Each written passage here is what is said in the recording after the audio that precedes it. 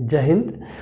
2023 के first session में हम लोग आए हैं। ये इस साल का पहला वीडियो है। चूँकि इंटरमीडिएट के एग्ज़ाम्स होने वाले हैं और इंटरमीडिएट के एग्ज़ाम्स में क्या प्रोबेबल क्वेश्चंस आने वाले हैं, एक प्रोबेबिलिटी है।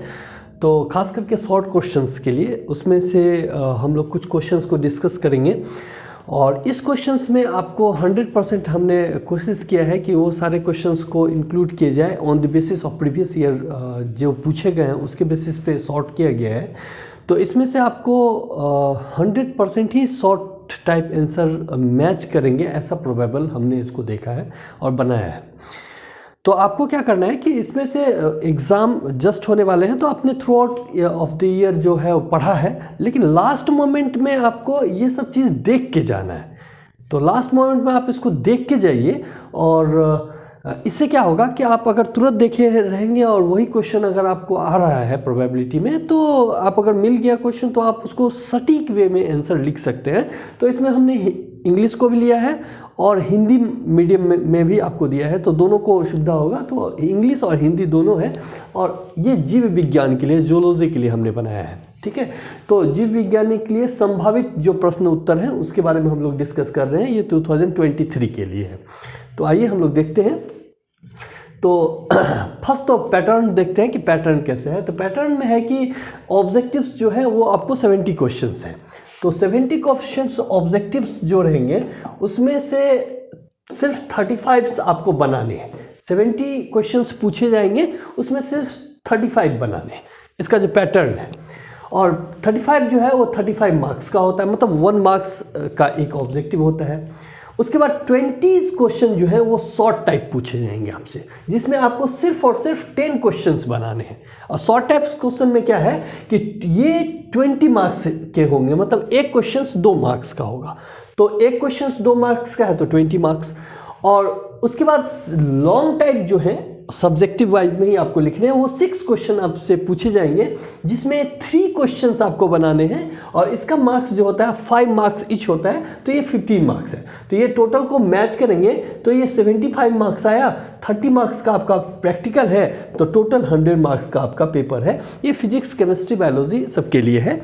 ये मतलब जो भी इसमें प्रैक्टिकल सब्जेक्ट जिसमें है उसमें 30 मार्क्स का प्रैक्टिकल है, 75 मार्क्स का आपका थ्योरी है। तो अभी प्रैक्टिकल के एग्जाम आपके हो चुके हैं, अभी जो एग्जाम्स होने वाले हैं वो आपके थ्योरीज के हैं। तो थ्योरीज में आपको ये 70 ऑब्जेक्टिव क्वेश्चंस जो है वो उन्हीं को कंसेप्ट, ये कंसेप्चुअल बेस्ड है।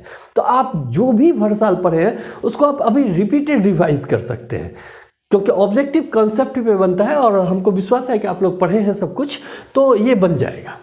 ठीक है, इसलिए इसमें इसका कोई गेस नहीं होता, क्योंकि ये एक लाइन से ही क्वेश्चन बनता है। तो ये पॉसिबल नहीं है कि मैं इसमें कोई गेस हो और इससे गेस डायरेक्ट लड़ जाए, ये संभव नहीं है। हाँ, आप इसको थ्रू आउट हर एक चैप्टर्स को पढ़िए, जो भी एनसीईआरटी में बोल्ड लेटर सब में दिया हुआ है। आप पढ़ते वक्त मैंने आपको सब कुछ पढ़ाया है, आपका पूरा सिलेबस खत्म हो चुका है पढ़ के, तो आपको ये बन जाएगा। इसके लिए मैं कंफर्म हूँ, ये आपसे बन जाएगा।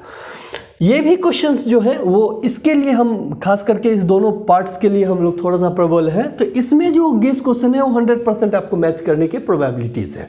तो इसके क्वेश्चंस को आप अच्छे से देखिए।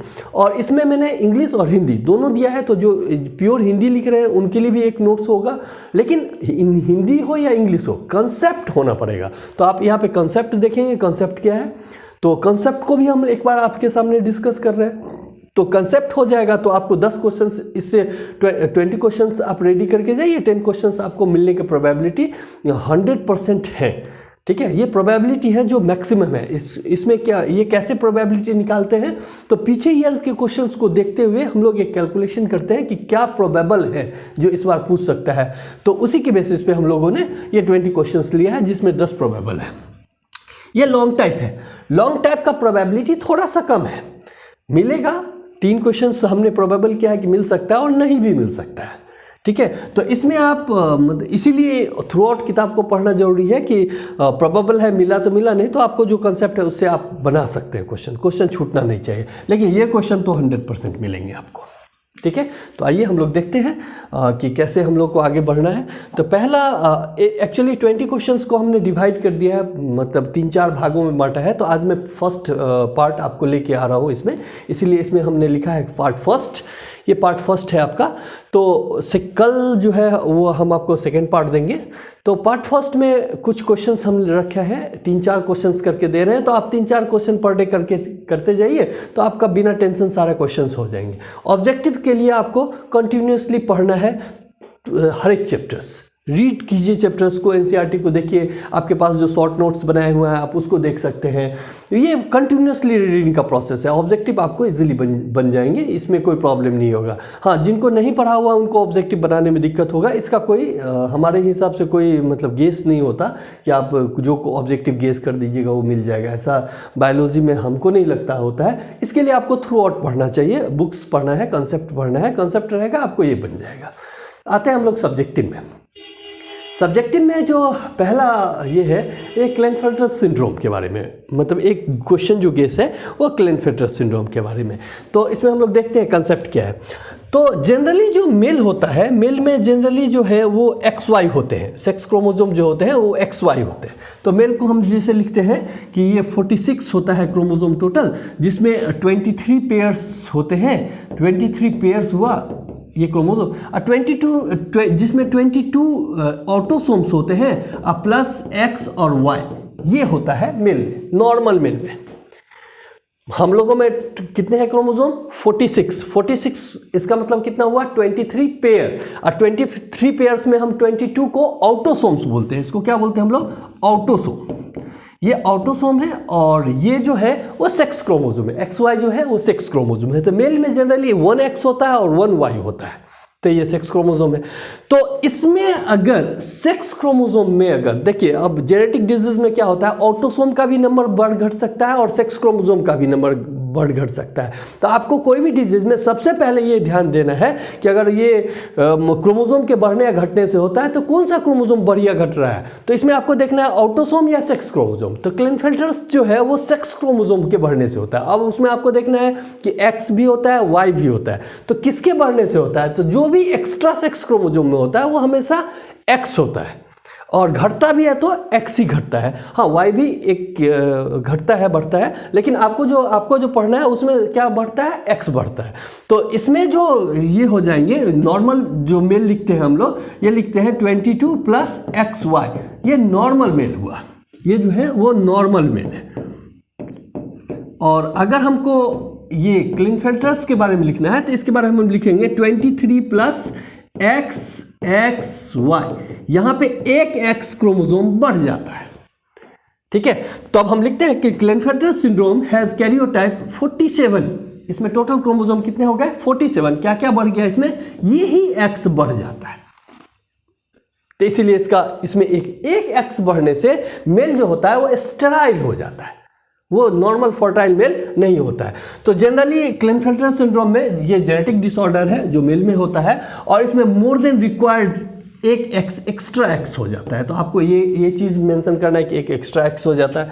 जनरली मेल में 1X और 1Y होते हैं, लेकिन एक एक्स्ट्रा X आ जाने से, एक्स्ट्रा क्रोमोसोम आने से ये मेल जो होता है वो स्टेराइल होता है। हाँ, बस इतना ही चीज़ मेंशन कर देना है आपको, हो गया आपका ये काम।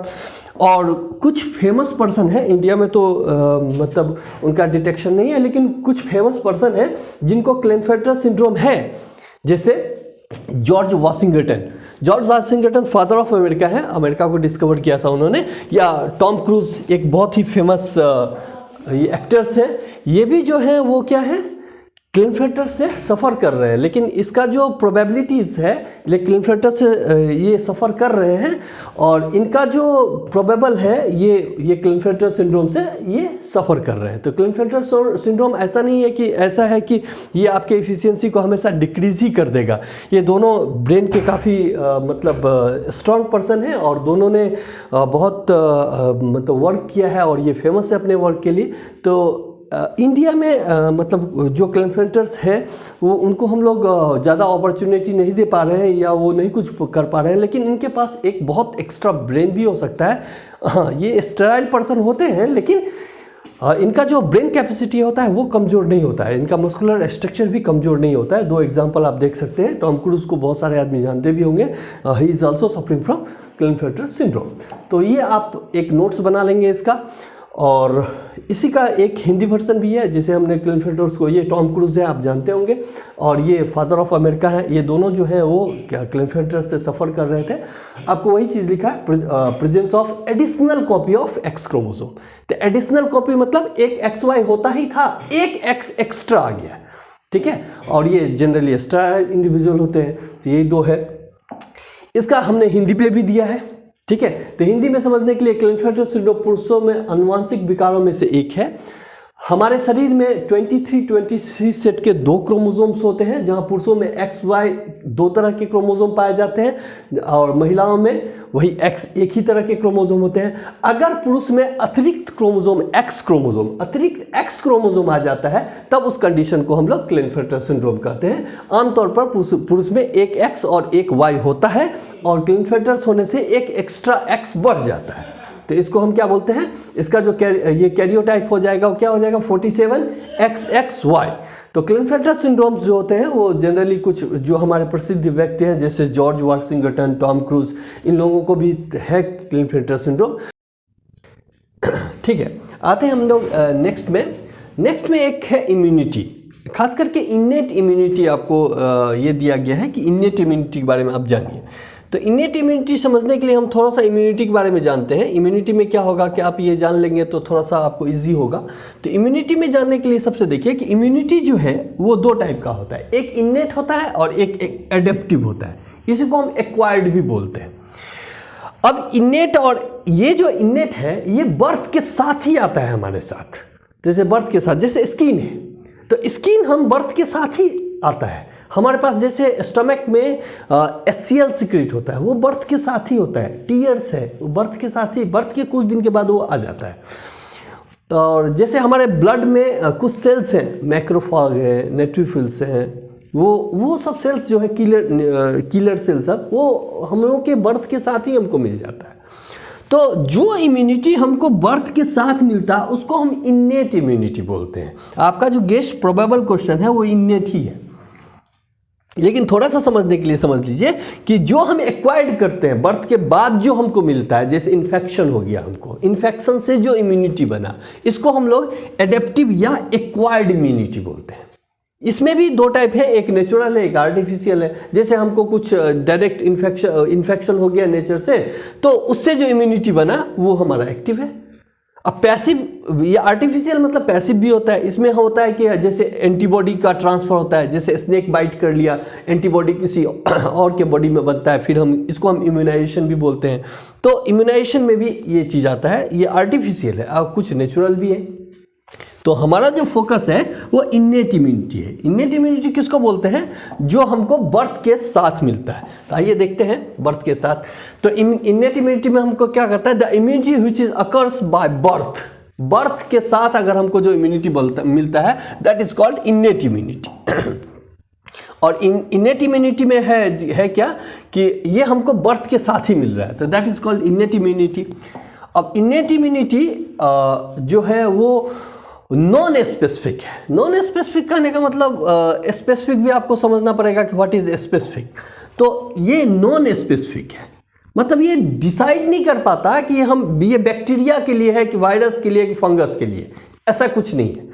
जो स्पेसिफिक इम्यूनिटी होता है वो डिटरमाइन करता है कि हाँ एक पर्टिकुलर ऑर्गेनिज्म पे जाके वर्क करेगा। जैसे बैक्टीरिया ही डिफरेंट टाइप है, तो सब बैक्टीरिया पे नहीं, जिस बैक्टीरिया के लिए इम्यूनिटी डेवलप हुआ है सिर्फ उसी बैक्टीरिया को करेगा, दैट इज कॉल्ड स्पेसिफिक। अब स्किन है, ये वायरस को भी रोकेगा, फंगस को भी रोकेगा, बैक्टीरिया को भी रोकेगा, सबको रोकेगा, that's why it is called non specific. तो इनेट इम्यूनिटी जो होता है वो नॉन स्पेसिफिक है। जैसे HCl हमारे स्टोमक से सिक्रीट होता है, तो HCl सिक्रीट होता है तो वो ऐसा नहीं कि बैक्टीरिया को मारेगा फंगस को नहीं मारेगा, वो सबको मारेगा। दैट्स व्हाई कि ये नॉन स्पेसिफिक है। तो दूसरा इंपॉर्टेंट पॉइंट है इनेट इम्यूनिटी में कि एक तो बाय बर्थ हमको जो इम्यूनिटी मिला वो पॉइंट आप याद रखेंगे, एक नॉन स्पेसिफिक याद रखेंगे, और तीसरा है कि ये बैरियर होता है। जनरली ये क्या है, बैरियर्स है जो प्रिवेंट करता है entry of microbes into the body. ये जितने भी बैरियर्स हैं, तो बैरियर्स में देख लेते हैं, जैसे स्किन है ये इनेट इम्यूनिटी में आते हैं, हमारा म्यूकस मेम्ब्रेन है ये इनेट इम्यूनिटी में आता है, सीलिया है ये इनेट इम्यूनिटी में आता है, हमारा बॉडी का टेम्परेचर है ये भी इन्नेट इम्यूनिटी में हमको मिला है। हमारा पीएच है, पीएच मतलब गैस्ट्रिक पीएच जो एसिडिक होता है, ये सारे हमको बाय बर्थ मिलते हैं। इसी में हम इन्नेट इम्यूनिटी में देखते हैं कुछ सेल्स भी हैं ब्लड में, जैसे न्यूट्रोफिल्स हैं, बेसोफिल्स हैं, एस्नोफिल्स हैं। ये सब WBC के टाइप हैं, ये हमको मिलते हैं। ब्लड में और भी कुछ सेल्स होते हैं, मैक्रोफाज, ये मास्ट सेल, ये डेंड्रिटिक सेल्स, ये नेचुरल किलर सेल्स, ये सब जो है हमको क्या मिला हुआ है, ये नेचर ने हमको बाय बर्थ दिया है, जो हमारे बॉडी को इम्यूनिटी प्रदान करता है। इसीलिए ये सारे इन्नेट इम्यूनिटी में आते हैं। तो इन्नेट इम्यूनिटी का क्वेश्चन अगर आपको आएगा तो ये सारे पॉइंट्स जरूर आप, ये सेल का नाम जरूर मेंशन कर सकते हैं आप। और ये जनरली बैरियर्स है, हमको नॉन स्पेसिफिक इम्यूनिटी है, ये बाय बर्थ मिलता है। इतना चीज़ लिख देंगे तो आपका हो जाएगा। ये 2 मार्क्स का क्वेश्चन है, बहुत ज़्यादा नहीं लिखना है, लेकिन टू द पॉइंट्स लिखना है। अगर पॉइंट्स वाइज आप लिख पाते हैं तो आपका बहुत अच्छा आंसर हो जाएगा। तो ये हुआ इन्नेट इम्यूनिटी के बारे में। इसी को हमने थोड़ा सा अलग से भी लैंग्वेज टाइप का भी लिखा है, आप इसको लिख सकते हैं। और अगर आपको किसी को नोट्स चाहिए तो वो भी बता सकते हैं कि हाँ हमको इसका नोट्स चाहिए, तो मैं आपको वो प्रोवाइड करा दूंगा। ठीक है, तो ये इन्नेट इम्यूनिटी में यही है कि immunity ability to of the body to defence itself against disease causing micro organism या organism. This type of immunity present in an organism by birth. तो बाय बर्थ यहाँ बहुत इंपॉर्टेंट वर्ड है कि बर्थ के साथ ही हमको ये सारा चीज़ मिल जाता है। उसके बाद आते हैं कि ये कुछ बैरियर्स हो सकते हैं, कुछ सेल्स हो सकते हैं, ये डिफेंस सिस्टम है बॉडी का जो बाय बर्थ हमको मिलता है। हाँ, इसके जो एग्जांपल्स हैं वो स्लेवरी ग्लैंड्स में होते हैं, स्लेवरी इंजाइम्स हैं, कुछ नेचुरल किलर सेल है, इंटैक्ट स्किन है, न्यूट्रोफिल्स है, बेसोफिल्स है, एस्नोफिल्स है, मैक्रोफेजेस हैं, वो सारे नाम हैं। ETC में आप वहाँ से नाम जोड़ सकते हैं इसमें। और ये इनिशियल रिस्पॉन्स है अगेंस्ट द इन्फेक्शन। ये बहुत इंपॉर्टेंट पॉइंट है। कोई भी इन्फेक्शन होगा तो सबसे पहले हमारा इनिशियल रिस्पॉन्स जो देता है वो इन्नेट इम्यूनिटी से ही उसको क्रॉस करके जाना पड़ता है। इसलिए इन्नेट इम्यूनिटी को आप बहुत अच्छे से देख लेंगे। इसका थोड़ा सा हमने हिंदी में भी डब कर दिया है, तो आप हिंदी में भी देखेंगे कि ये प्रतिरोधक क्षमता है जो मतलब पैदा होता है किसके, बॉडी को रक्षा करने की क्षमता होती है इसमें, और ये पैदा होते ही हम लोग को मिल जाता है। ये यही है। इसमें कुछ एंजाइम्स हैं जो नेचुरल किलर सेल हैं, हमारे त्वचा है, नेट्रोफिल्स हैं, जो भी है इसका आप हिंदी में एक बार अच्छे से पढ़ेंगे। जो चीज़ नहीं समझ में आएगा उसको, ये उसी लैंग्वेज का हिंदी कन्वर्जन है, तो आप इसको इससे लिख सकते हैं। आप पढ़े होंगे तो आपको समझ में आ जाएगा। और इंग्लिश को भी मैं हिंदी में ही समझा देता हूँ, तो इस लाइन को आप समझ पाएंगे। तो ये इसको आप अच्छे से एक बार लिख लेंगे। ठीक है, अगर आपको नोट्स चाहिए होगा इसका तो आप मुझे व्हाट्सअप करेंगे, मैं आपको शेयर कर दूंगा इसको। नेक्स्ट आते हैं, आपका तीसरा है इनब्रीडिंग।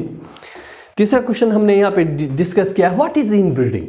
तो इनब्रीडिंग मतलब होता है ब्रीड। इनब्रीडिंग में एक वर्ड दिया हुआ है ब्रीड, BREED, ब्रीड।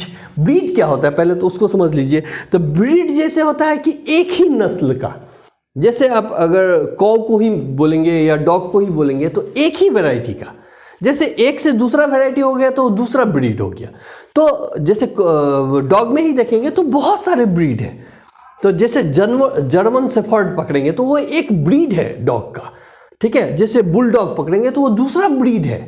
तो ब्रीड कहने का मतलब होता है कि एक इनब्रीडिंग कहने का मतलब होता है कि जर्मन शेफर्ड को पकड़े तो जर्मन शेफर्ड को जर्मन शेफर्ड से ही हम क्रॉस करा रहे हैं। तो अगर हम सेम ब्रीड को 4 to 6 जनरेशन तक क्रॉस कराते हैं तब उसको हम क्या बोलते हैं, इनब्रीडिंग। इन मतलब होता है विदिन, अब ब्रीड मतलब होता है ब्रीड, मतलब एक ही ब्रीड को अगर 4 से 6 जनरेशन तक हम अगर क्रॉस कराते हैं, when breeding is between animals of the same breed for 4 to 6 generation, it is called inbreeding। इसको हम क्या बोल रहे हैं, इनब्रीडिंग। तो इनब्रीडिंग के कुछ एडवांटेज भी है, कुछ लाभ भी है। क्या होता है, इससे प्योर लाइन डेवलप होता है। मेंडल ने भी मतलब सेल्फिंग कराया था, तो सेल्फिंग एक तरह का इनब्रीडिंग ही था। तो सेल्फिंग से भी प्योर लाइन डेवलप होता था। तो इससे भी वहाँ से आप समझ सकते हैं कि इससे हम क्या कर सकते हैं, वो प्लांट का था और अगर एनिमल में कराते हैं तो आप किसी भी एनिमल का प्योर लाइन डेवलप कर सकते हैं इनब्रीडिंग से। और दूसरा है कि इसमें क्या होता है कि जो सुपीरियर जीन है वो एक साथ आ जाते हैं, वो उनका सिलेक्शन होता है, और जो जीन डिजायरेबल नहीं है उसको एलिमिनेट भी कर सकते हैं आप। तो मतलब बाय द प्रोसेस, ये जीन है तो हाथ से तो एलिमिनेट करेंगे नहीं, तो ये एक प्रोसेस है, ये हमको हेल्प करता है सुपीरियर कैरेक्टर को लाने के लिए और इन्फीरियर कैरेक्टर को या लेस डिजायरेबल जीन को हटा देने के लिए। तो इससे दो फायदे हैं, तो आप इतना ही इनब्रीडिंग में लिख लेंगे तो हो जाएगा। इसी का एक हिंदी वर्जन भी है कि जब प्रजनन एक ही नस्ल के पशुओं के बीच 4 से 6 पीढ़ियों तक होता है तब उसको अंतः प्रजनन कहते हैं। और इसके कुछ लाभ है, एडवांटेज है, क्या है, शुद्ध रेखा विकसित करने के लिए ये जरूरी है, बेहतर जीनों का संचयन और कम वांछनीय जीनों का समापन करने में ये मदद करता है। तो आप इसको हिंदी में भी लिख सकते हैं। तो ये भी एक क्वेश्चन है, अंतः प्रजनन क्या है, इसको आप अच्छे से लिखेंगे। और आई होप इतना लिख देने से आपका 2 मार्क्स का अगर क्वेश्चन आता है तो आप पूरा लिखेंगे। कोई भी क्वेश्चन को आप मतलब आधा नहीं लिखेंगे और कोई क्वेश्चन को छोड़ेंगे भी नहीं। तो आप इसमें से 20 क्वेश्चंस जो हम आपको पढ़ा रहे हैं, इसमें से आपको 100% ही है कि आपको 10 क्वेश्चंस आ जाएंगे। इसीलिए आप अच्छे से इसको 2-4 बार प्रैक्टिस करेंगे लिखने का। आप एक बार इसे देख के लिखेंगे ठीक है, लेकिन उसके बाद भी आप उसको प्रैक्टिस करेंगे थोड़ा सा। आते हैं हम लोग नेक्स्ट क्वेश्चन में। उसके बाद है कि अल्कोहल का बैड इफेक्ट क्या है, इल इफेक्ट ऑफ अल्कोहल। तो अल्कोहल जनरली जो है वो, जैसे अल्कोहल पीने के बाद 1-2 फिगर्स मैंने दिखाया है कि आदमी मतलब इसका ब्रेन का जो एक्टिविटी होता है वो स्लो हो जाता है। तो एक तो नर्वस सिस्टम पे काम करता है और सेंट्रल नर्वस सिस्टम में, और ब्रेन की एक्टिविटी को ये क्या करता है, स्लो कर देता है। तो मतलब बिहार में तो अल्कोहल बैन है। क्यों बैन है, तो ये तो हमारे गवर्नमेंट का पॉलिसी है कि हाँ हम अल्कोहल नहीं बेचेंगे, तो बैन है हमारे यहाँ। तो ये सेंट्रल नर्वस सिस्टम को क्या करता है, डिप्रेस कर देता है। डिप्रेस मतलब सुला देगा। तो ये देख लीजिए, ये ठीक है। तो ये इसीलिए अल्कोहल को हमेशा ना बोलना चाहिए कि नहीं अल्कोहल नहीं पीना है। तो अल्कोहल जनरली मतलब हमारे कम भी अमाउंट में जो है वो हमारे सबसे इफेक्टेड ऑर्गन्स जो है हमारे लिए लीवर है। तो लीवर को ये सबसे ज़्यादा इफेक्ट करता है। लीवर में ये जनरली जो स्टोरेज हाउस है वो ग्लाइकोजन का स्टोरेज होता है लीवर में। लेकिन जैसे ही अल्कोहल कंजप्शन होता है तो ये ग्लाइकोजन कन्वर्ट होने लगता है ये फैट में। तो ग्लाइकोजन जितना भी है वो किस में कन्वर्ट हो जाएगा, फैट में। तो इससे जो एक डिजीज होती है उसको हम लोग फैटी लीवर सिंड्रोम भी बोलते हैं, cirrhosis भी बोलते हैं। तो इससे जो डिजीज कॉज होता है वो फैटी लीवर सिंड्रोम होता है। तो अल्कोहल पीने से एक तो सबसे बड़ा निगेटिव है कि आपका हेल्थ पे बहुत बुरा असर पड़ेगा। आपका ब्रेन का जो है नर्वस सिस्टम वो डिप्रेस हो जाएगा, तो आप अच्छे काम करने के लिए काबिल नहीं रहेंगे। और इसमें एक बोला जाता है drinking and driving do not go together, मतलब दोनों, आप जब ड्रिंक कर रहे हैं तो ड्राइव तो बिल्कुल ही मत कीजिए, क्योंकि इसमें कॉन्शसनेस नहीं होता। आपको विजन जो होता है ब्लर हो जाता है, दिखता कुछ और है होता कुछ और है। तो इसीलिए drinking and driving do not go together एक फ्रेज है, इसको हम लोग बोलते हैं। तो एक तो हमारा सेंट्रल नर्वस सिस्टम होगा तो लैक ऑफ कोऑर्डिनेशन हो जाएगा। आपको पता चलेगा कि जैसे गाड़ी चला रहे हैं ब्रेक कब मारना है पता ही नहीं चलेगा, लैक ऑफ कोऑर्डिनेशन हो जाएगा। मेंटल कंफ्यूजन होगा, उसके बाद ड्रॉसीनेस आएंगे, झपकियां लगेंगी आपको, lowering of normal inhibitors and finally stupors. इसमें जो है जो ऑर्गन्स हैं वो आपको याद रखना है कि ये सबसे ज़्यादा लीवर को चेंज करता है। लीवर सबसे ज़्यादा इफेक्टेड ऑर्गन है, मतलब इन फ्यूचर के लिए। तुरंत तो नर्वस सिस्टम इफेक्ट हो जाता है और ज़्यादा मतलब पीते रहने से लीवर इन्फेक्ट होता है। लीवर में क्या होता है, लीवर का स्टोरेज हाउस है ग्लाइकोजन, और लीवर में क्या स्टोर होने लगता है, फैट। जब कोई पर्सन्स बहुत ज़्यादा ड्रिंकिंग करते हैं तो फैट उसके इसमें हो जाता है, that's called fatty liver syndrome. और लीवर जो है वो इसका मेन फंक्शंस है डिटॉक्सिफिकेशन। ये आपके बॉडी, लीवर ही ऐसा ऑर्गन है जो बहुत सारे कामों में इन्वॉल्व है। एक फंक्शन है इसका डिटॉक्सिफिकेशन, ये बॉडी के टॉक्सिन्स को डिटॉक्सिफाई करता है। अगर वो टॉक्सिन डिटॉक्सिफाई नहीं हो तो बॉडी में बहुत सारा हार्म हो सकता है, वही होता भी है। इसीलिए सेवरल अदर डिजीजेज हो जाते हैं, मेटाबॉलिक डिसऑर्डर हो जाता है, फंक्शन गड़बड़ हो जाता है। मतलब ये कोई अच्छा चीज़ नहीं है, बहुत ही खतरनाक चीज़ है। लीवर खराब हो जाने से अगर बहुत ज़्यादा कोई ड्रिंक कर रहा है तो ये अल्टीमेटली डेथ पे पहुंच जाता है। क्यों? क्योंकि लीवर, ब्रेन सब खराब हो जाता है, बहुत सारे मेटाबॉलिज्म गड़बड़ हो जाते हैं। तो ये आपके चैप्टर में डिजीज़ एंड अल्कोहल एब्यूज़ में दिया हुआ भी है कि उसी का क्वेश्चन है ये, कि ये मतलब एक ही ऑर्गन को इफेक्ट नहीं करता। शुरू में तो ये सेंट्रल नर्वस सिस्टम और लीवर दो को इफेक्ट करता है, और धीरे धीरे ये अदर मेटाबॉलिज्म को इफेक्ट करके लास्टली पर्सन्स को डेथ तक पहुंचा देता है। इसीलिए यही इफेक्ट आपको पढ़ना है कि इल इफेक्ट क्या इफेक्ट है। और drinking and driving do not go together, ये आप हमेशा याद रखिए। तो मतलब आपको इस चैप्टर पढ़ने के लिए दिया गया था, इसलिए भी दिया गया था कि आप इस चीज़ को समझिए कि ये कोई अच्छा चीज़ नहीं है। अगर आप इससे दूर रहते हैं दैट्स बेटर, और ये आपके अल्टीमेटली आपके पॉकेट्स को भी बचाएगा, आपके फैमिली को भी बचा सकता है। तो ये कुछ भी मतलब इसमें अच्छा नहीं है। तो इसलिए प्लीज़ अगर जितना दूर हो सके इससे आप रहिए। और तो ये इसके इफ़ेक्ट्स के बारे में, तो आप एक ब्रेन के इफ़ेक्ट्स के बारे में लिखेंगे, एक लीवर के इफ़ेक्ट्स के बारे में लिखेंगे कि लीवर में जो है फैटी लीवर सिंड्रोम कॉज हो जाता है, और एक डिटॉक्सिफिकेशन जरूर मेंशन करेंगे अपने आंसर्स में अगर पूछा जाता है तो डिटॉक्सिफिकेशन से क्या होता है, बॉडी का टॉक्सिन जो है वो डिटॉक्सिफाई हो जाता है। तो ये अलग जगह पे इफेक्ट नहीं करता, बट अगर ये डिटॉक्सिफिकेशन नहीं हुआ तो बहुत मुश्किल हो जाएगी। तो ये एक इसका सिस्टम है। नेक्स्ट आते हैं हम लोग, इसी का हिंदी वर्जन है कि शराब पीने से मतलब शराब के दुष्प्रभावों का वर्णन कीजिए। तो आप इसको अच्छे से देखेंगे, ये हिंदी में ही समझाया हुआ है, तो आप इसको अच्छे से लिख लेंगे। हिंदी वाले के लिए भी अच्छा हो गया कि वो इसको पढ़ के अच्छा से, इसमें भी है ब्रेन के मेटाबॉलिज्म, दोनों को आपको ध्यान में रखना है, और उसी का हिंदी लिखा हुआ है तो आप समझ पाएंगे इसको। ठीक है, नेक्स्ट क्वेश्चन में आते हैं हम लोग। नेक्स्ट क्वेश्चन हम लोग पार्ट 2 में आपको डिस्कस करने वाले हैं। तो आज के लिए आपके इतना ही है।